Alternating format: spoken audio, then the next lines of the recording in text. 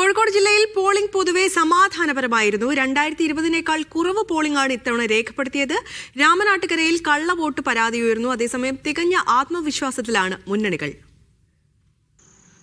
കോഴിക്കോട് ഏറ്റവും ഒടുവിലെ പോളിംഗ് ശതമാനക്കണക്ക് പുറത്തു വരുമ്പോൾ 76.97 ജില്ലയിൽ ആകെ രേഖപ്പെടുത്തിയ പോളിംഗ്. 2020 താരതമ്യം ചെയ്യുമ്പോൾ ഇത് കുറവാണ്. 2020 79% പോളിംഗ് രേഖപ്പെടുത്തിയിട്ടുള്ളത്. പക്ഷേ UDF-ഉം LDF-ഉം പറയുന്നത് പോളിംഗ് കുറഞ്ഞത് തങ്ങൾക്ക് പ്രതികൂലമായി ബാധിക്കില്ല എന്നുള്ളതാണ്. ഇതാണ് അവരുടെ വിലയിരുത്തൽ. മറ്റ് രാഷ്ട്രീയ പാർട്ടികളും സമാനമായ വിലയിരുത്തലിൽ തന്നെയാണ് ഉള്ളത്. ഏതായാലും സമാധാനപരമായിരുന്നു ജില്ലയിൽ ുള്ള തെരഞ്ഞെടുപ്പ്. അതായത് മറ്റ് അനിഷ്ട സംഭവങ്ങളൊന്നും തന്നെ കോഴിക്കോട് ജില്ലയിൽ എവിടെയും റിപ്പോർട്ട് ചെയ്തിട്ടില്ല. ചില സ്ഥലങ്ങളിൽ വോട്ടിംഗ് യന്ത്രങ്ങൾക്ക് തകരാറ് സംഭവിച്ചതിനെ തുടർന്ന് വോട്ടിംഗ് തടസ്സപ്പെട്ടിട്ടുണ്ടായിരുന്നു. പക്ഷേ പിന്നീട് ഇത് പെട്ടെന്ന് തന്നെ പരിഹരിക്കാൻ സാധിച്ചു എന്നുള്ളതാണ്.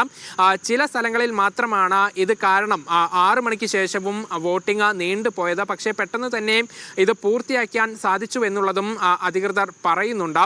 ഏതായാലും കോഴിക്കോട് ജില്ലയിൽ പോളിംഗ് ശതമാനം കോഴിക്കോട് കോർപ്പറേഷനിൽ 68.95% ഇപ്പോൾ പോളിംഗ് രേഖപ്പെടുത്തിയിട്ടുള്ളത്. അതോടൊപ്പം തന്നെ 7 നഗരസഭകളുടെ കണക്കുകൂടെ പരിശോധിച്ചാൽ കൊയിലാണ്ടിയിൽ 76%, വടകരയിൽ 76, പയ്യോളിയിൽ 75, രാമനാട്ടുകര 81, ഫറോക്ക് 76, കൊടുവള്ളി 77, മുക്കം 78 എന്നിങ്ങനെയാണ് ഏറ്റവും ഒടുവിലായിട്ട് നഗരസഭകളിൽ വോട്ട് പോളിംഗ് രേഖപ്പെടുത്തിയിട്ടുള്ളത്. അതേസമയം രാമനാട്ടുകരയിൽ നിന്നും വരുന്ന ഒരു പരാതി ഇവിടെ കള്ളവോട്ട് നടന്നിട്ടുണ്ട് എന്നുള്ളതാണ്. രാമനാട്ടുകര ഡിവിഷനിലെ 26 കരിങ്കല്ലായി VLP സ്കൂളിലാണ് പ്രേമരാജൻ വെളുത്തേടത്ത് ചുള്ളിപ്പറമ്പ് എന്നയാൾ പരാതിയുമായി രംഗത്തെത്തിയത്. ഇദ്ദേഹം വോട്ട് ചെയ്യാനെത്തിയപ്പോൾ ഇദ്ദേഹത്തിന്റെ വോട്ട് നേരത്തെ തന്നെ ചെയ്തു പോയി എന്നുള്ളത് അധികൃതർ അറിയിക്കുകയായിരുന്നു. പിന്നീട് ഇവിടെ ചെറിയ തർക്കങ്ങളൊക്കെ തന്നെ നടക്കുകയും ചെയ്തിട്ടുണ്ടായിരുന്നു. പിന്നീട് പ്രേമരാജൻ ചലഞ്ച് വോട്ട് ചെയ്യുകയായിരുന്നു. ഇതിലായിരിക്കും നടപടികൾ ഉണ്ടാവുക.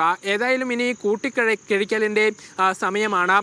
മറ്റ് LDF-ഉം UDF-ഉം ഉൾപ്പെടെയുള്ളവർ ശക്തമായ പ്രചരണമാണ് ഈ കഴിഞ്ഞ കാലയളവിൽ ഉൾപ്പെടെ നടത്തിയത്. ഇത് ഫലം കണ്ടു എന്നുള്ളതാണ് ഇവരുടെ വിലയിരുത്തൽ. ഇവരുടെ എല്ലാ വോട്ടുകളും ബൂത്തിലേക്ക് എത്തിക്കാൻ സാധിച്ചു എന്നുള്ളതും ഇരു മുന്നണികളും പറയുന്നുണ്ട്.